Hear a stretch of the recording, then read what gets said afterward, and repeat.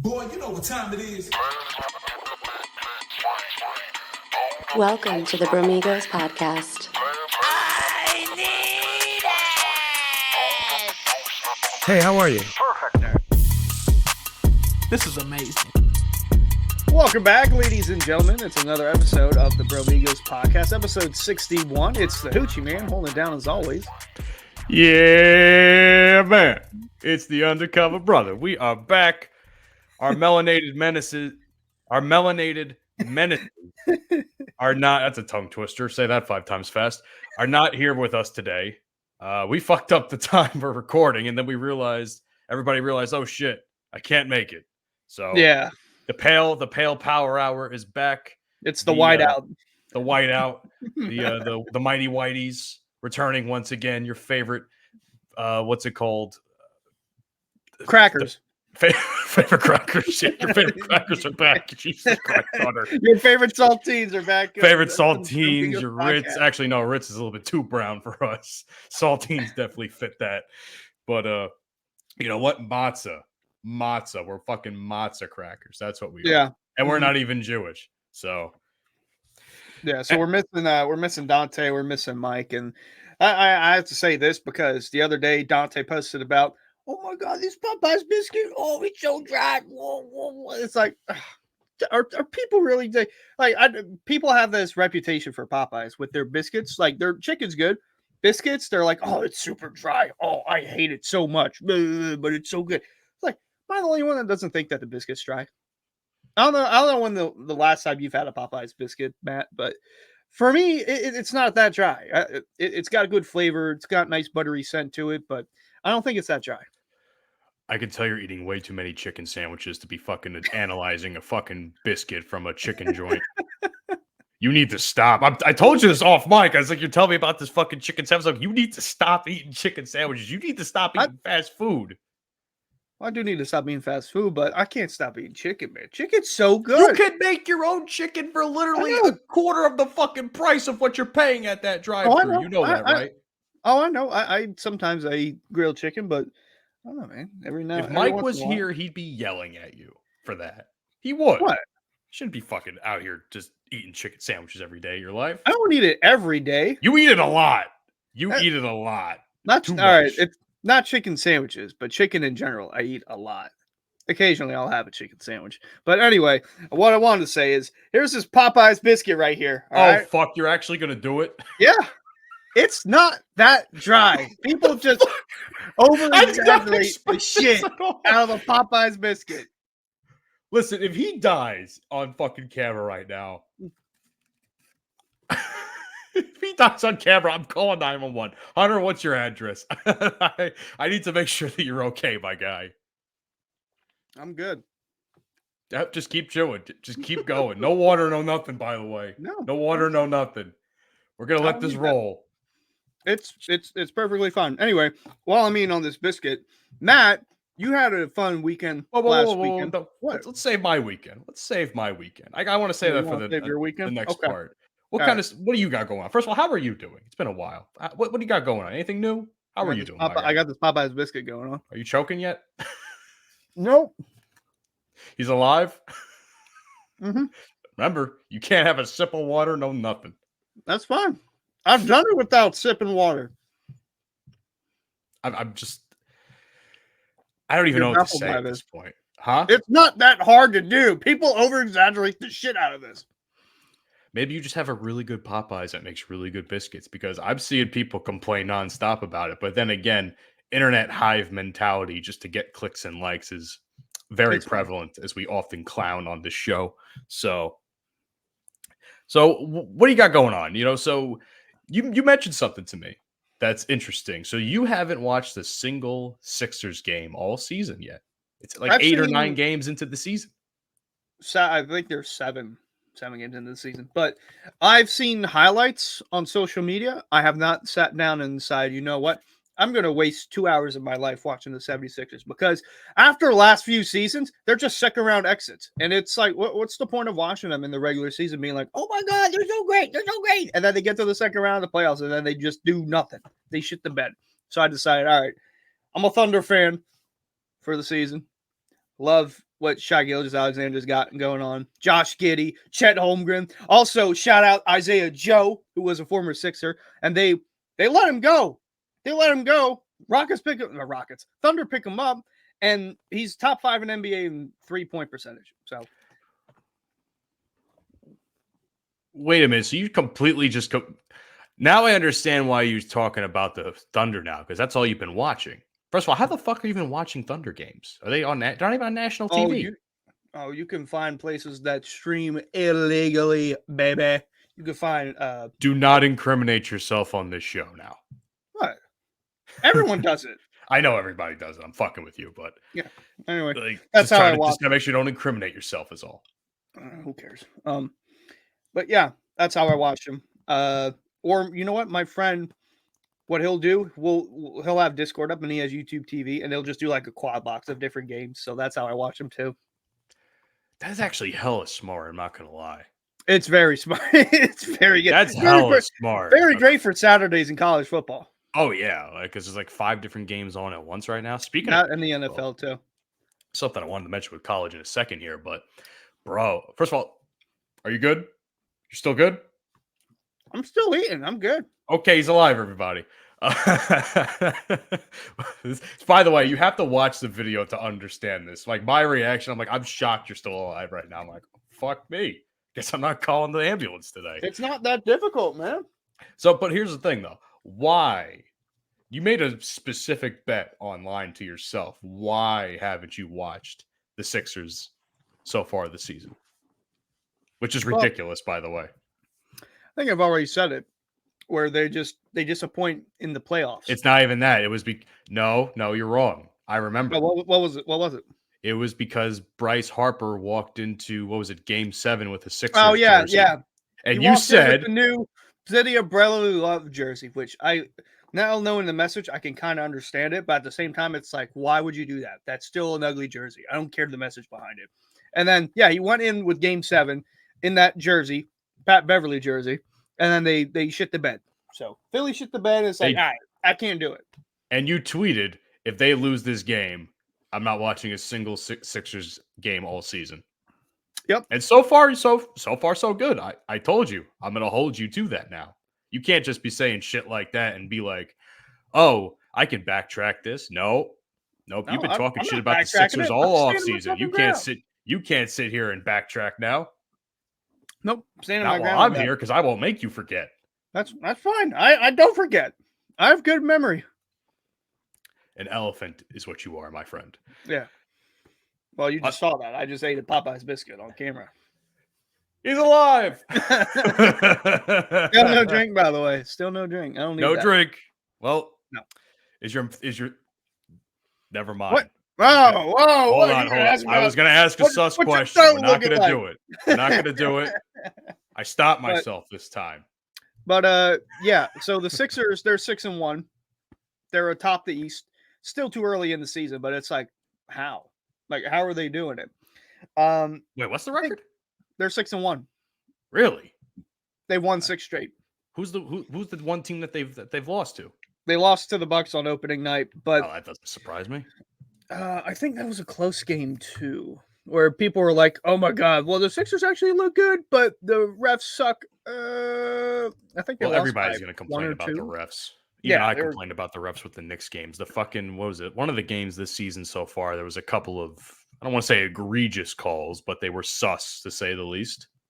Or is it? Yeah, they lost to the Bucks 117-118. Ooh, so you actually lost in a close game. Okay. Yeah. And even then, you actually had a shot to win. So apparently, or also Kelly Oubre, who I didn't even know he was a free agent, so I thought that was a good pickup for the Sixers themselves. He dropped like 30 points on the opening night, so I was like, all right, cool. Yeah, they got a good starting lineup. They got Embiid, you got Tyrese Maxey doing his thing, Tobias Harris, DeAnthony Melton, who's good on defense, and then Kelly Oubre, who's a good 3-point shooter. Like I said, all the Sixers needed were 3-point shooters, and they're good. Like Tyrese Maxey can't do it all. James Harden is a bum-ass bitch, which I can finally say that now. Fuck him. Speaking of Harden, I got something to say when you're finished. Mm-hmm. But, yeah, they got good not to mention they got Nicholas Batum, which I know he's like, Like, why we put Batum in the fourth, or whatever that rap is, Batum in the fourth quarter, something where he does bad, but he can shoot threes. He's good too. I haven't seen anything about Pat Beverly, but I know he's good on defense. Who else? Not Furkan Korkmaz. Hold on, I'm looking at his salary. They're paying him $5 million to sit on the bench and do nothing. What? They're paying the man. Oh God! Can I get paid to do that? I wish I knew how to play basketball really poorly because I would get paid $5 million a year for nothing. I don't know if they've used Marcus Morris in the lineup yet, but I'm interested in seeing how that goes, considering he's from Philly, so might be a little more to that. Also, shout out B-Ball Paul Reed. He deserves every penny. He's good. And Jaden Springer. I please just don't mess up Jaden Springer. Don't ruin it. Don't let him walk like you let Isaiah Joe walk, because Jaden Springer, he's a great basketball player. But yeah, I think the new coaching, they've got something. They got some good chemistry going in the line, because like I said before the show started, Embiid's averaging 31. Well, we can just round it up. 32 points, 11 rebounds, 6 assists a game. 6 assists. That's the part that, like, what? Because Embiid doesn't normally have a lot of assists. He's got, since the season started, he's got 6, 8, 7, 7, 3, 6, 4. It's gone down a little bit, but it's like he's not really that much of a passer. It doesn't assist too much, but whatever Nick Nurse got going on in Philly, it's doing good so far. Just that you're not allowed to watch them. I will make sure of it. That's fine by me. I prefer to not watch them anyway. You prefer to not watch them the whole season just to have them disappoint you in the end. I'm just saving myself from the embarrassment. That's all. You are. What I will say is the Knicks, despite having a not as good record, have been very impressive the last couple of games at the point of this recording, no less. Because we not only embarrassed the Four Horsemen. Ooh. Who would that be? You're talking James about Harden, Kawhi, yeah. Paul George. Why am I fucking blanking out on that last one? Westbrook. I always forget. I keep forgetting Westbrook is on the Clippers. Westbrook. But either way, Westbrook, yes. I always forget he's on there. We embarrassed them in their first game together, I think, or their second game together. I actually know their first game, because they're 0-2 now. And that was fun to watch. We absolutely dominated them, decimated them. Something the Knicks I would never have expected to do. If you would have told me at the beginning of the game, oh, the Knicks are going to fucking beat the Clippers, I would have said, are you fucking crazy? You see all that talent on that team? Nah, son. Nah, man. And then yesterday they played the Spurs, and they fucking embarrassed Wembanyama. Yeah, well, congratulations. You beat a team that's still in a rebuilding phase. No, you're right. I mean, I can't shit on that, but I'm just going to shit on it because Wemby. You know, it's just like, oh, everybody's hyping up Wemby. Yeah, I did expect them to perform better, though. I did. You know what? I will say I did too. Apparently, Wemby had an absolutely horrific first half or first quarter, or one of the quarters. He had a horrific quarter on. I looked. I was at work. I looked into the game as the third quarter was ending. I saw that he only had 2 points. I'm like, 2 points? He was 0 for 7. I'm like, wow. Yeah, it was really bad. Not performing good. It was bad. Here's the thing, though. Let me ask you your opinion? Yeah. With this everything going on with Wembanyama, do we feel like we're giving him way too much pressure? Well, not us particularly, but the media per se is putting too much pressure on him. Because let's be honest, like, they're making all these comparisons that he's going to be the next big thing, all these expectations that they've placed on this 19-year-old kid from the other side of the motherfucking world. Where's Wembanyama from? I think he's from France. Is he? Yeah, French professional basketball. He's from La Chesnay, Rollincourt, France. I don't even know if I pronounced that right, but you probably didn't, but I appreciate the effort nonetheless. From France. We're putting even the commentators are talking about, like, they're putting way too much pressure on this kid. They gotta let him grow, man. They gotta let him be his own thing. It's hard because he's like I know we said this about Zion and LeBron, but it's like a once in a lifetime generational type of player. He's 7'4", 7'5", and he's a stick figure, but he's got ball handles. He can move well, can rebound well, can shoot threes. It's literally like a He's human just Slender he's just Man a not playing as big basketball. Giannis. If Yeah. anything, compare him to Giannis. He's just a smaller version of Giannis Antetokounmpo. Like, give me a break, bro. Like, He doesn't run and dunk yet.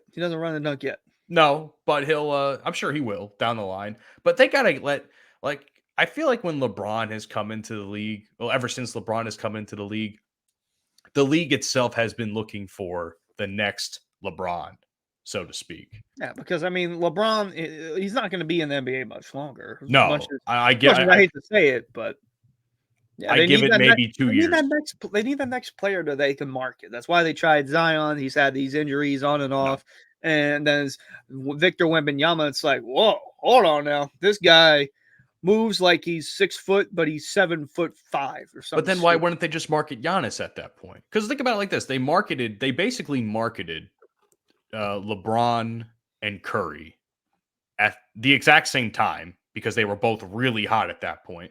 Mm-hmm. Now they've kind of fallen off a little bit. Not saying that they're not good players, but as far as like hearing about them in the media, it's not as prevalent as it used to. Then Giannis comes in, and it's all about Giannis, right? Mm-hmm. Then Jokic starts going on a fucking tear, and everybody kind of forgot about Giannis, and everybody's going on Jokic. Now that Wemby's in the league, it's like, oh, he's going to be the next this, he's going to be the next that. It's just I hate when I hear comparisons like that. They do. I'll make a reference to wrestling since that's what I know the best. I hate when I see shit like, oh, this guy is the next so-and-so. He's the next Stone Cold, the next Rock, the next John Cena, for fucking Christ's sake. I'm like, no, just let the guy be himself and learn. You know, I remember that there was a kid who was around our age or our age group, and he was supposed to be touted as like the next Brock Lesnar. Everybody knows Brock Lesnar. He's a multi-sport athlete. Who how could you not know that name? And this guy, his name was Parker Boudreaux or whatever the fuck. He had the look of basically Brock Lesnar if he was Brock Lesnar's kid. That's how freaky similar that they were as far as looks go. But everybody started touting him as the next Brock Lesnar. You know what happened? He went from one company in WWE in their developmental. They let him go for whatever fucking reason. He went to another company in AEW, which is like WWE's competitor, lesser competitor. And then I think they let him go too. And nobody's heard from him since. Nobody's heard of him. Nobody's heard from him. So all those comparisons don't mean shit if the guy, doesn't show up. Yeah. It is what it, so I don't want that to happen to Wemby, but I would say why I think they chose Wembanyama. Like I said, he's generational talent, but also because he doesn't have a ring. You mentioned guys like Curry, he's already got a ring. Giannis, he's got a ring. Jokic just got that ring last season. They want to market guys who haven't won a championship yet, so they can be like, "Oh my God, this guy won his first ever championship! Oh, he's so great! We were behind him from the start." You know, I feel like that's the way they're trying to go because they did that similar with LeBron. Took him a lot longer to get a ring though, but I feel like that's the approach that they're going for. I think that's a dumb approach. I do. I think that's a horrible way to market people. Like, oh, he doesn't have a ring, but we're going to follow his every move and his every bit of his career and market him, strap a rocket to him and shoot him to the moon, right?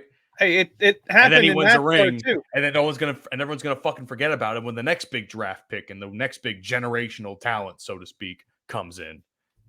It's like, oh, he's got his ring. We don't give a fuck anymore. It's happened in NASCAR too, where like Dale Jr. was the most popular driver for however many years he was running in the Cup Series, and he never won a championship. But people they got behind him so well because of his dad, and they just NASCAR just kept marketing, even though he wouldn't win as many races as other guys like Jeff Gordon, Tony Stewart, Jimmy Johnson. It's just Jr. had a better connection with the fans for some reason, even though he didn't win a championship. So they just marketed him. But I mean, we'll see how Wembanyama goes and how the NBA decides they want to market their players, whether they could market someone like, I don't know, maybe Jalen Brunson, maybe. I mean, he's a baller too, and he's on the Knicks. That's saying something. The Knicks get no fucking respect. We have talked about this for a while, whether it comes to calls in games or anything, or even by the media itself. the Knicks get no fucking respect. And I feel as though it's because of those, 15, 20 years that we were just absolutely a fucking ass. No, maybe not.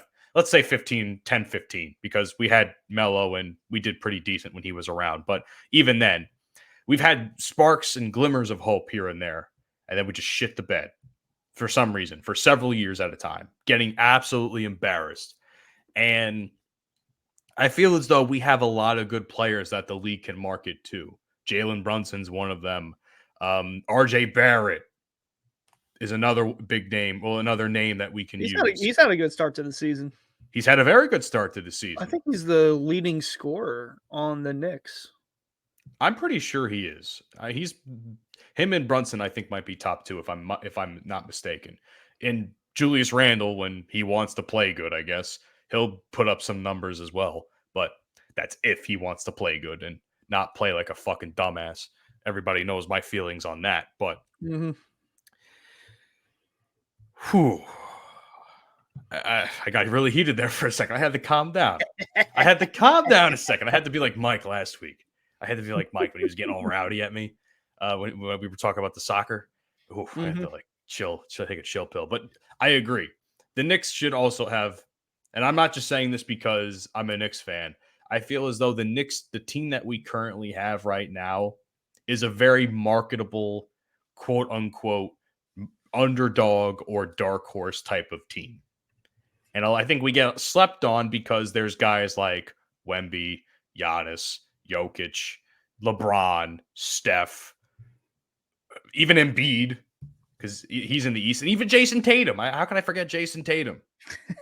Like, there's all these names that everybody fucking hangs from their fucking nut hairs, and it's like there's other guys in the league too, There's other people that you can support instead of just sucking off all these other fucking players. Even though the Knicks aren't really a small team, they're in New York for crying out loud. But some of the smaller teams that don't get enough recognition, like the Rockets and Jalen Green, Jalen Green balled out last night against the Lakers, but no one's really talking about that because it's Dylan Brooks versus LeBron. Oh, it's like who cares about Dylan Brooks? Did they win that game, by the way? The Rockets did, yeah. That's because Anthony Davis didn't play. Dante probably wants to kill himself at this point. Have you seen Dante has been like, he's been tweeting about it, and he's been not tweeting, but he's been posting stuff and texting stuff on like Instagram and shit. He's done with AD, man. He's done with AD. And for as unknowledgeable about basketball as I am on this show, I'm not going to pretend I am an expert in any field whatsoever. Even I could see that extension for the Lakers was a dumb fucking move. You need to expand the roster. I mean, I love Anthony Davis. Don't get me wrong, good player and all, but it's just the injury proneness, man. He's so injury prone. What did I say in the group chat? Now that he's fucking injured again, they're going to fucking play with LeBron for 35 plus minutes a game, break him down so that he's injured, and then all they have is their fucking bench. Unless AD miraculously makes a comeback, plays a couple of games, then gets injured again. It's a groin injury too, by the way, for Anthony Davis. Well, it's going to be that's just the first injury of the season. Let's see what happens next time. Next thing you know, my wrist hurts. Oh, my ankle hurts. The guy's made of fucking glass. Yeah. He's made of glass. fucking He's so talented, but it's just that one aspect.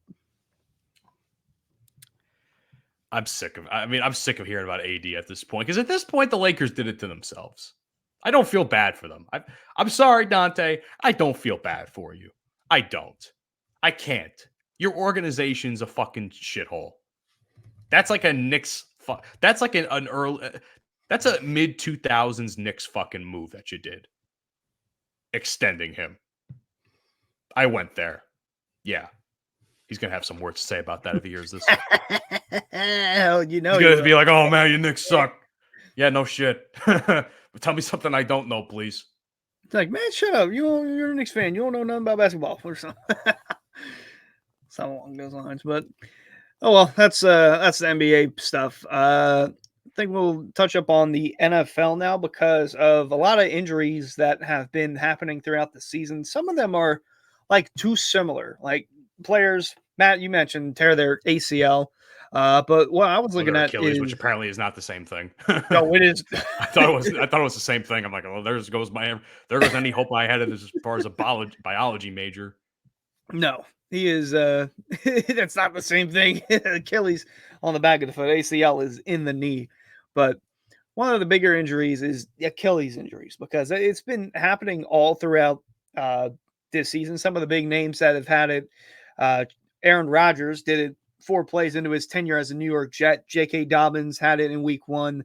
Tre'Davious White, and more recently, Kirk Cousins had torn Achilles. But it's just why? Like, how Did is this Daniel happening? Jones have an Achilles or did he have an ACL? ACL. Okay, so that's a completely different thing entirely. I was so confused. I'm so confused. I thought they were the same thing. So now I'm like trying to pinpoint all the research I had done. Basically, now does not matter at this point. So I'll let you carry the conversation from this point forward. Well, no, I was just going to ask, how is this happening? Because it seems like there's more of a argument between regular grass that they use and then the artificial turf, which at the Jets Giants Stadium, MetLife, they actually switched it in the offseason, which it was supposed to be better. But clearly, that 4 plays into the season for the Jets, that didn't seem to be the case. Uh, I want to say that it's happening to a lot of older quarterbacks too. I mean, we all know how old Aaron Rodgers is. He's getting up there in age. Kirk Cousins is up there as well. J.K. Dobbins is relatively young. Tre'Davious White is, I believe he's 30. Tre'Davious White, I believe he's getting up there in age too. He's actually 28. But it's really is it just the game evolving too fast? Is that an issue, or is it just the turf? Because some of the players have been complaining about they prefer artificial turf, they prefer regular grass. Matt, what do you think might be the case on that? You know what's weird? Think about it like this. A lot of these Achilles injuries that we're seeing are non-contact. So it's not like they got hit and rolled and tore something, whether it be the ACL or the Achilles, which apparently they're two different things. That's the weird part of it all. Because look at Aaron Rodgers' injury. That was the first one of the season, right? Or among the first of the season. Correct. Yep. He was not touched at all. And you see the thing just snap in slow motion, and it's disgusting to look at if you think about it.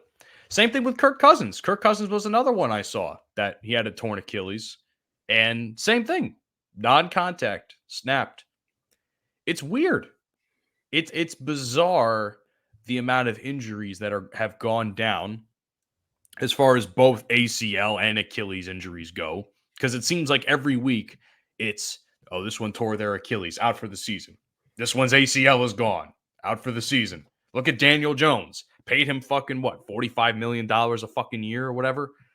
And the fucking guy is out now? Worst fucking decision they ever made. If you ask me, they should have paid Saquon. That's neither here nor there. Yeah. Telling me.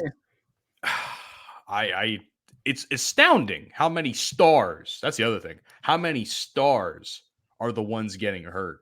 The reasons people watch the NFL per se. Not that anybody watches the NFL for someone like Daniel Jones, but even then, like Aaron Rodgers, everybody had their eyes on him. What he was going to do in New York as far as the Jets go. Kirk Cousins, can he finally take his team over the hump? They're gone. They're gone. Well, And J.K. Dobbins was another Achilles injury, you said, right? yeah, not to mention it was I don't know if it was the same Achilles that was torn a year or two prior, or if it was the other one. But that's the second time he's had an Achilles injury. I forgot. J.K. He's on the Ravens, right? Yeah, and the Where's sad he thing playing about again? that running back. Running back. I remember. Okay, you know what? I feel like I think I had him for my fantasy team last year at one The, point, right? At the, the least I knew sad of thing him. about that is that this year he was in a contract year, so he needed to ball out this year. But one game in, and I mean he balled out. He did what he needed to do, but he tore his Achilles in the process, and that's just a tough blow for that guy and that team. It's a shame, man. I don't know. It feels like everybody was so worried about concussions that now that I think they're starting to ignore all the other injuries that come along with football and and now that you can't really tackle up top anymore, I feel like that's why we're seeing all these lower injuries. You Yeah. can't tackle anybody up top, and now you have to grab them by the legs, or then they'll fucking twist their knee wrong or some shit like that. Like so they made all this big shtick about concussions, and now everybody's blowing their knee out or blowing their Achilles out a couple weeks into the season. Yeah. I mean, we saw that Monday night back in, I believe it was week 2 or week 3, Steelers, Browns. Like Minka going low to hit Nick Chubb. And I mean, Nick Chubb's a big guy. He deadlifts like what, 700 pounds or something stupid. He's an insanely strong human. And if you go up top, you're not going to bring him down. And of course, they're going to penalize you if you have like an illegal hit or something. So go for the leg. And then it was unfortunate that his leg bent in an odd manner, and that tore his ACL, MCL, tore something in his knee. Wasn't as bad as what we originally thought, but wait, so Chubb is out now too? Oh, that happened in week 3. He's been out. Jesus Christ! I haven't watched a single like full game of football like all season. So you his can't. Leg I bent have into not the followed shape what's of going on. His leg bent into the shape of the letter L. Oh fuck! I forgot about that. Yeah. I forgot about that. No, I don't want to see that again. Oh no. Oh shit. No, we don't want to do that. We don't want to do that. Yeah, either way. And it happened again more recently to the Steelers linebacker Cole Holcomb. Although it wasn't like the same, it was a gruesome injury, but it wasn't like bad with Nick Chubb. Well, we don't know the full extent of that, but his knee, like, you know how you kick your leg out, like hold it straight, and then sometimes the knee goes backwards. Oh, his went backwards. It also bent into the shape of the letter L, but it was bad dislocation of the knee. But that's what happens when guys are trying to tackle low, and that was a friendly fire incident too.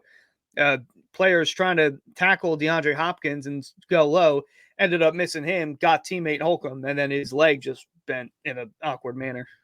I've dislocated my knee before. It's not fun. Not playing football, but it's not a fun experience at all. And the road recovery isn't as bad as, say, a torn Achilles or an ACL, but it's definitely a rough thing to get past.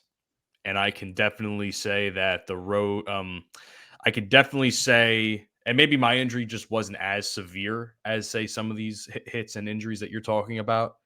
Maybe I'm just blessed that way and I got lucky, but all I know is it could have been a lot worse with my instance. So I'm just glad I can still I still have a knee per se. Granted, it's right. Don't know if it's 100% or not half the time, but anyhow, you want to get to the fun stuff? I'll say, speaking of fun, Matt had a very, very fun weekend. Oh boy, this past weekend over this is what y'all tuned into the podcast for. But you don't want to hear about all this fucking shit about sports. You even have to. You honestly, I appreciate the fact if you're still here listening to this podcast, but this is the shit you want to hear. This is the shit that you came to hear. Matt's trip to Exxxotica 2023. So before I get into the day-to-day, I want to thank my friends, Jay, Big C, and Malcolm over at the Porn Stash podcast for being able to send me out. And they couldn't make it. They live out in Oklahoma. So there's like, Matt, you live in Jersey. I was only a half hour away from really where this was taking place. So I'm like, yeah, guys, I got it. I'll cover the show for you. They sent me a recorder, and boy, oh boy, the fucking shit I was doing all weekend is phenomenal. Now, granted, I didn't do anything like go to parties or anything like that, because you can go to like the after parties if you're VIP and such. But I was media VIP, so I didn't know if I could make those anyway. But either way, I didn't do any parties, but what I did do was walk the expo and interview a bunch of stars. First person I walked up to and interviewed. Who do you think? Was it Angela White? It was Angela White. I didn't sit. I was lucky. I was smart. I'll tell you why. Because I knew last year that the line for Brazzers, which is who she's in contract with, was going to be long because I was in line last year and something came up and I said, fuck, I got to go take care of this. It was right before the expo ended. I was like third or fourth in line at that point. So I didn't even get a chance to meet Angela White at the very end of the expo. This year I was making it a mission to meet her. And if I got an even if I didn't get an interview, I would have been okay with that. But not only did I get a photo, which you saw, everybody on the internet saw, she retweeted it from the Porn Stash account, and my fucking notifications have been blowing up ever since. I got it like a 3.5-4 minute interview with her. That's going to air. That's the first star I interviewed. From there, I did like 3 other interviews with people at that Brazzers booth. I did this, and some of you might know these names, some of you might not. I did Kendra Sutherland. Ring a bell? The library girl. The library girl. Yeah. She was she was actually a lot of fun to talk to. Kaylee Gunner, who's actually a former Army service member. I think she was a sergeant before she retired. Yeah. Mike's probably gonna be like, how wrong. But no, and then I spoke to Joanna Angel, who was like a legend in the industry. So that was fucking dope. From there, after those first 3 interviews, it's just a blur from that point. For day 1, I must have interviewed at least a dozen, maybe 14, 15 people.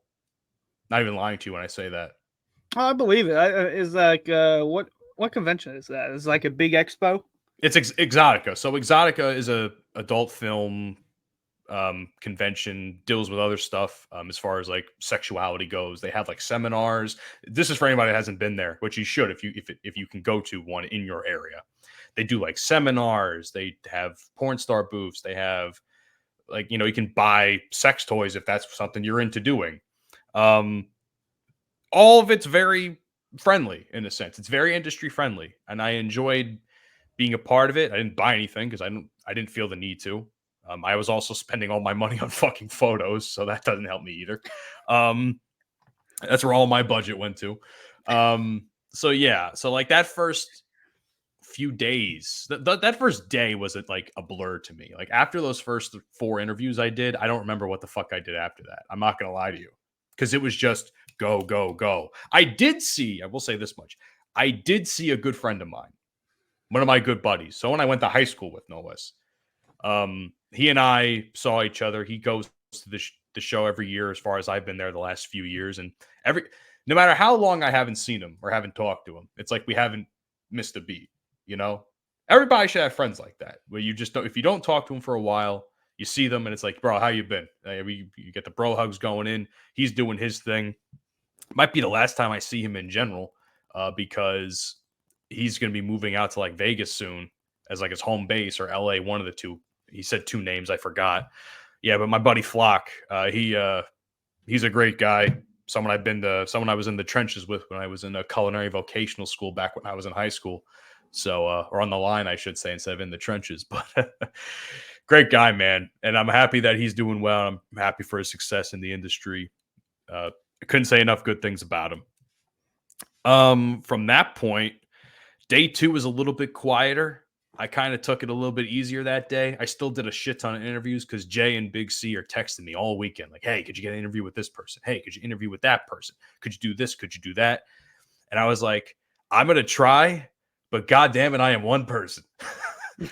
And you have to understand too, I hate standing in lines, like long lines. Like I don't know if I said this earlier. I was staying in Angela White's line for a good hour before, because they hadn't even opened up her booth yet. That I was lucky to be like the 15th person in line, which is fantastic. Yeah. But they didn't open it up until like an hour and a half after the expo actually started. So I missed it a good hour and a half of even talking to anybody at that point, just from standing in line. I hate standing in lines. I know I have to, but I fucking hate it. Because to me, and the way my mind works, if I'm standing in line, I'm not going talking to other people. I'm not going to any seminar that I maybe would have wanted to go to. You're behind a bunch of other sweaty dudes that are. Well, by the way, was it like smelly in there, like a bad smell, like a bunch of BO, or people actually like taking care of themselves for once? A Or cross between BO and weed, because they were selling weed there too. weed. I'm going to tell y'all something. I was talking to somebody on Twitter about this earlier. I don't leave my house. This is me personally. I don't leave my house without at least 6 spritzes of cologne and deodorant and all that shit. I don't leave my house without doing that because I don't want to smell like ass. I did it when I went to fucking work. I did it when I was doing anything. I will not smell like ass and talk face to face with a beautiful woman such as Angela White and smell like shit. Okay? I will not. So some of you motherfuckers, these convention goers, doesn't matter if you're going to, adult film conventions, if you're going to wrestling conventions, if you're going to Comic-Con, I don't give a fuck. If you're leaving your house knowingly smelling like ass, you should be removed from the building. Or from society in general. Or from society in general. Yes, exactly. You should not be leaving your house going to these conventions smelling like shit. Do yourself a favor. Have some fucking common decency for you. Not just for everyone around you, but for yourself. Do you think your childhood hero at a Comic-Con wants to meet someone and smell them and be like, damn, that motherfucker was saying all these nice things about me and he smells like ass? You want them to think that? Sure, they won't say it to your face. They won't say it to your face because they want to be nice. They want your money. They want your money for autographs and shit like that. Have some common decency, man. God damn. Wrestling fans and fucking adult film convention goers are all the fucking same to me. They all reek like shit. Anyone I stood in line with, I was smelling. I was just like, I wish I could not breathe. It was bad. It was bad. So, and accounting for the weed, which I don't care for the smell of anyway, didn't help either. Because, motherfuckers are smoking. No one's checking shit. It's recreational in New Jersey. So it's like no one's checking for anything. So that was just a real pain in the balls to deal with. So tightly packed in lines is something I just don't like doing. And again, it wastes time when I could be doing other things. But when I did get to the people I needed to get to, I was always very courteous, very kind, very polite. And that's how I got all the interviews I got. Tell you that right now. That works. Goes a long way. I'll be honest, though, too. And I wish Dante and Mike could hear this. I'm sure they will when this drops. But I didn't just go to do this shit for Jay and Big C either, though. Like, I was maybe thinking about going at some point in time. But I just didn't have the money to, so I kind of decided against it. But when they said to me, hey, we want you to cover the show, I was like, all right. I'm not too pleased about going because I didn't plan on going anyway. And I had other things I would have liked to have done, but it is what it is. At first, I was kind of negative towards it, right? But then I thought to myself, everybody clowns me for not having talk game, let's say. Not having any game when it comes to the ladies. No riz, no nothing. And and of course, dressed like this on the fucking show, I can imagine why I don't anyway. But I do this for my own entertainment. So fuck you. Anyhow. I will say this much. It wasn't so much about getting the interviews that was a problem for me. It was like the confidence to even ask. So and even hold the conversation for 3, 5, sometimes 10 minutes. I mean, these interviews I did are like 10 minutes long. I can only imagine because, like you said, there was like some of the biggest names in the porn industry there, and you're like, oh my god, I've seen her before. What do I do? Everybody was joking with me. He's like, oh, I'm sure you had a chub the whole time, and I'm just like, honestly, no. And it's not. I know everybody's gonna be like, oh yeah, then you're gay then, and I'm just like, no, it's not the fact that I'm gay. It's just that I had a job to do, and as beautiful as these women are, I got a job to do. I can think about this later in my own personal time. You feel me? I got to go to work. I got work to do, dog. So I was in work mode the whole time. I rarely had any leisure the entire weekend. I can't even say with a straight face or confidently that I actually had a good time because it was just work. I had a good time, but it was more work-related good time than it was like a casual walking around good time. Not even what's her name? We had her on the show Lily. Quite a few episodes. I spoke to her too. Yeah. Lily and one of my other friends that was in the Cam Girl booths I spoke to, and great people as always. I can't say enough good things about them. It was cool. It was cool. It was cool to see them in person, and they were, a lot of times they were half naked. Like I saw Lily, and all she had on was underwear and pasties and like boots and stockings or whatever. And I'm just like, she's hugging me, like their tits hugging me more or less. I'm just like, He's like, stay professional, stay professional, stay professional, stay professional. Do you know how hard it is? Let me tell you something. I'm gonna be honest with you. I have never tried so hard to be eye contact with someone the entire for a conversation. It's when I was talking to Lily the one day I saw her, I didn't interview her then. I interviewed her at the end of the expo, but I'm sitting here talking to her, just talking about life, things that was going on in her life, things going on in my life. And I was talking to her and I'm saying in my head, I'm like, don't look down, don't look down, don't look down, don't look down. Like keep eye contact, you know what I mean? So I think I did see a picture of that. I don't blame you.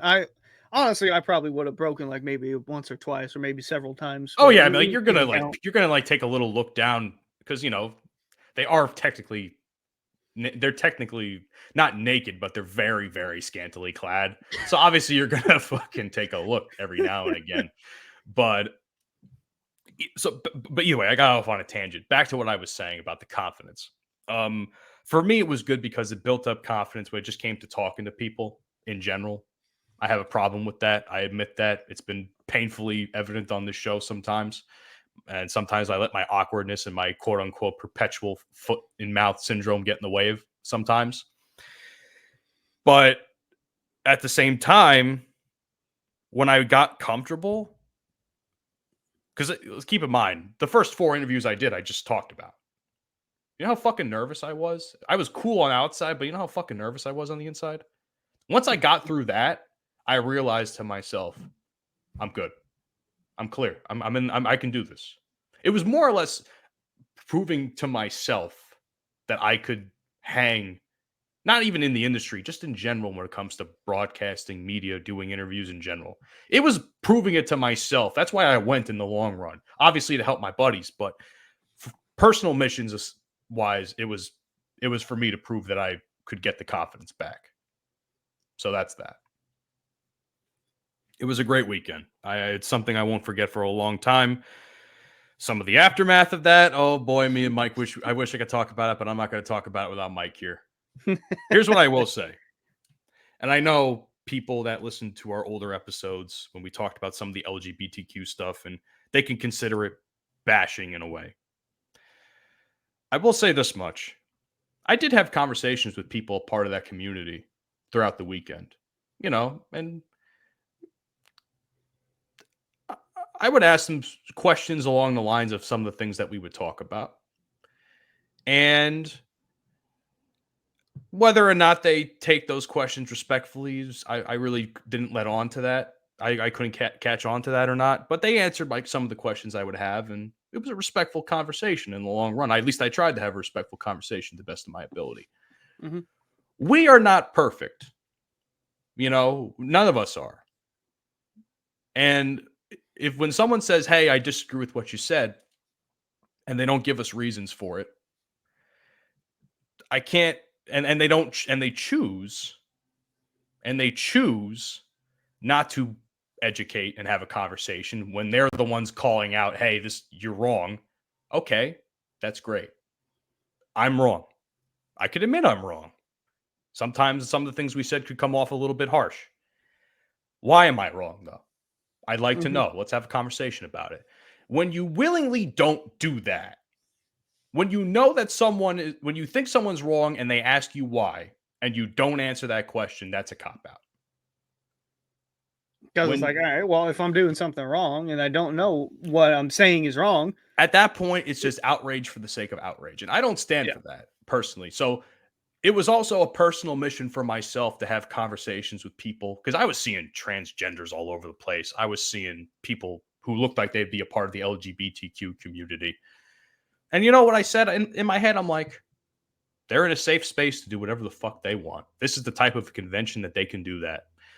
And in my head, I'm like, you know what? I wish the world can be more accepting of shit like this, like how it is in this convention right now. That's what I walked away from. Yeah, because I mean, at the end of the day, they're people. They Might are be people. different. Exactly. Might be different, but everyone's Even if we disagree with some of the tactics that some people within their community use to, you know, spark arguments or discourse or anything along those lines, even if we disagree with some of the things that are said, I still have nothing but love and respect for them. Like I said, I was talking to people about it all weekend, asking them questions about things about the community that maybe I was a little ignorant to, right? I'm human. Mm-hmm. I can admit when I'm wrong. And maybe sometimes we were wrong. You know what? I'm not going to speak for you. I'm not going to speak for Mike. I'm not going to speak for Don. I can admit that if I was wrong, I was wrong. And I know in some cases I was wrong, and I have done my best to fix that. You know? So for this weekend as well, it was also something that was also another personal mission for me. But when people come and tweet us or DM us and say, "Hey, you're this and you're that and you're this for this episode," and I'd say to you, well, I'd like to have a conversation about it. And the response to that is, I'm not here to educate you. Well, then what's the point? At that point, you're just you have an opportunity to help someone out. I'm And going to tell choose you not to. I'm going to tell you that the stuff you're saying is wrong, but I'm not going to tell you what certain stuff you're saying is wrong. So I'll just keep Not even that. Why you're saying is wrong. It's not even like what you're saying it's wrong. It's why are you wrong? I'm not going to tell you why you're wrong. And again, everybody's opinions are subjective. Our opinions are subjective as well.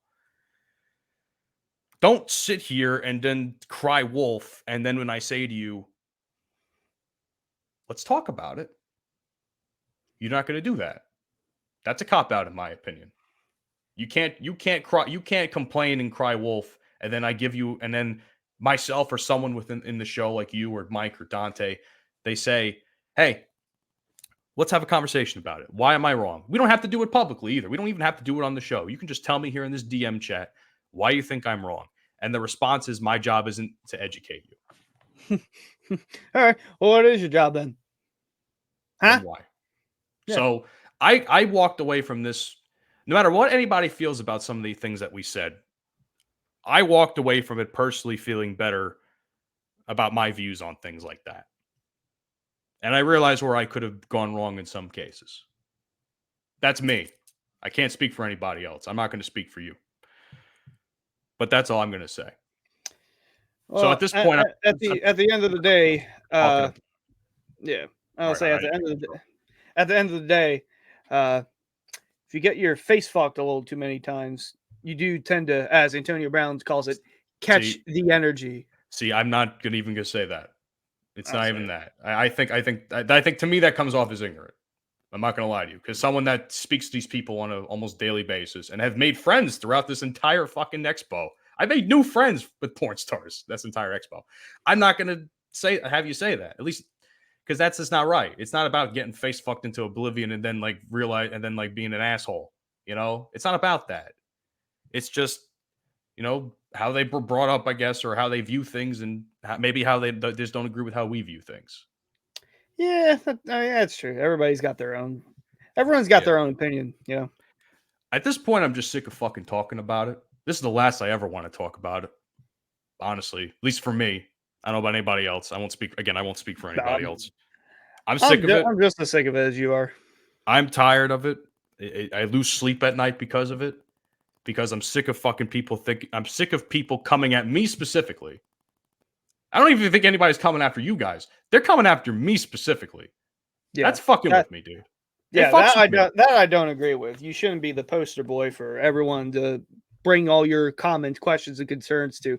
There's 3 other people on the show, okay? And that's not even the one saying it. Then why are you coming after him? That's Go the after other thing. the other it's people. It's not even shit that I said. Not that I blame Mike and Dante either. It's not even shit I said. Tell me what I said. Don't tell me what other fucking people said. I don't give a fuck what they say. Go to them. Go to Mike, go to Dante, or go to me. We all have Twitter. We all have Instagram. Come after us. I tag us in everything on the post. We're not hard to find, honestly. It's not that difficult.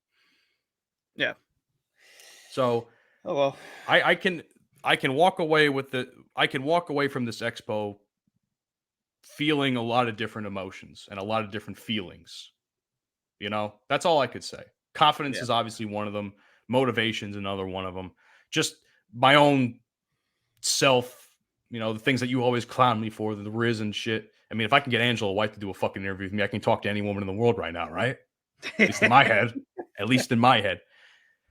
And then walking away feeling a little bit more educated in certain subjects that maybe we could have been wrong about, or maybe that we could have handled better in the past.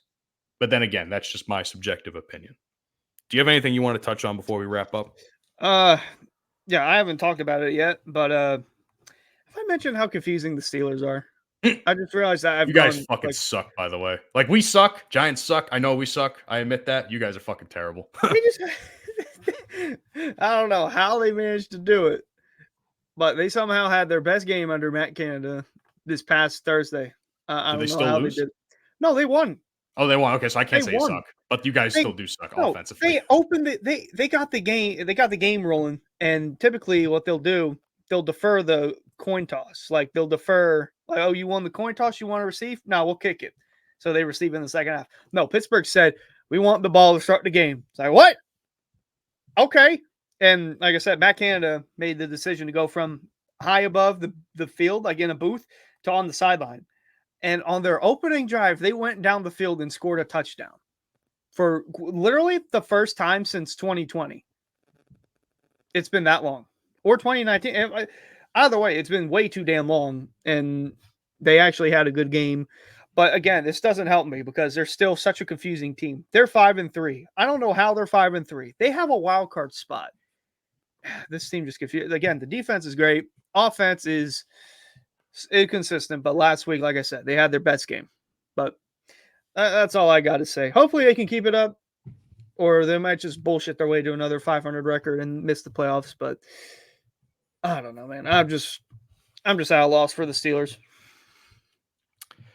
Well, I've given up all hope in the Giants. So listen, like I said last week, Liverpool and the New York Rangers are the only thing that keep me going at this point in time. And for the time being, the Knicks, because they're actually doing pretty decent. But again, when this uploads on Monday, there's 4 days in between. Who knows what the fuck's going to happen in those 4 days? The offense runs through Tommy DeVito, huh? Runs through the mafia. Got a mom man running the offense. Oh, help me. There's a saying I like to use, Hunter. I live in Spain, but the S is without the S. Fuck you, New York Giants. Can Saquon Barkley play quarterback? Thank you guys for checking out this episode of the Bromigos podcast. We greatly appreciate the fact that you're here. Please follow us on a multitude of different podcasting platforms, including but not limited to Apple, Spotify, Google, Good Pods app, a bunch of different podcasting apps. Just look up the Bromigos podcast. As far as I know, anyway, we're the only podcast with the name Bromigos still fucking going. 61 episodes strong, might I add. So, hell yeah. And by the way, I'll mention the YouTube in a second, but if you go to the YouTube, you can also follow us on all the different things that I have running on the bottom of the screen because I added a little call to action. Now you guys can watch the video and fucking follow the show on the little spots that I put on the bottom of the screen. But hell yeah. Anyway, Twitter, you can also follow us on Twitter for our degenerate tweets daily. Oh my God. Speaking of degeneracy, did you hear about fucking Adam 22? Yeah, I did see that. Really quick. I know I know I'm doing the closing, but God damn it. If you go to the tweet, I put up something that's a little fucked up, but it's funny. One of us or all of us and one applied to get on that show and work our ass off to win. And we get a threesome with Lena the Plug. I swear. Listen, we should do it. Everybody. You, me, Mike, Hunter, not Hunter, Dante, I mean.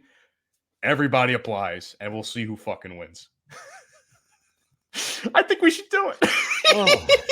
I think we should do it. Everybody should apply on the show to fuck Lena, man. What did I say a couple weeks ago or a couple months ago? Let us hit, baby.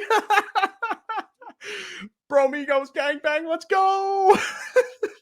I mean, she had what, like a 1 foot sausage in her a few months back. I'm pretty sure it's open for anyone. Dude, there's a video with her with 5 black guys now. It's gonna drop soon. Oh my god. Oh my god, but when that happens, we're so talking about it. Anyhow. So for more degeneracy like that, follow us on Twitter at Bromigos Pod. Facebook and Instagram, The Bromigos Pod. TikTok, The Bromigos Podcast. Why don't you tell them about the YouTube, Hunter? If you don't subscribe to the YouTube, Deshaun Watson's going to come back and ask for a massage. Hold you against your will. I need a massage. I need not one, but 2 fingies up the bum. Because that's what he likes. So yeah, don't get caught lacking. Be sub. He's going to be like, are you sub to the Bromigos podcast? Yeah. On YouTube? Yeah. And pulled up the YouTube. Oh, you're not? Oh, massage time then.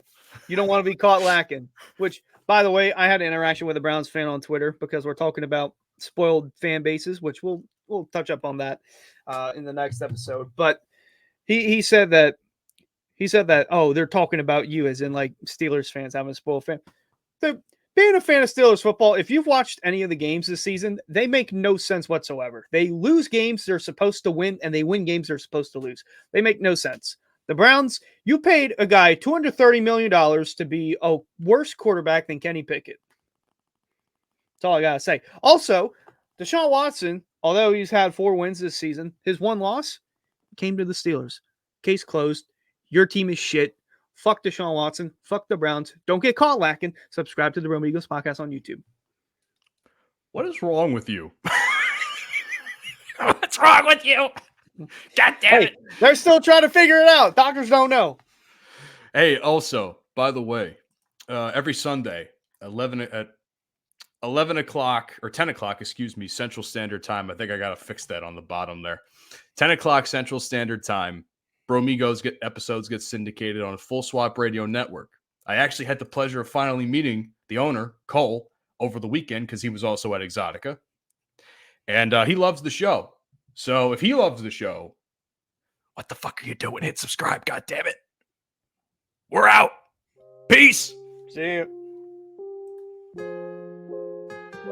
You've been listening to the Bromigos podcast. Fuck you, and I'll see you tomorrow.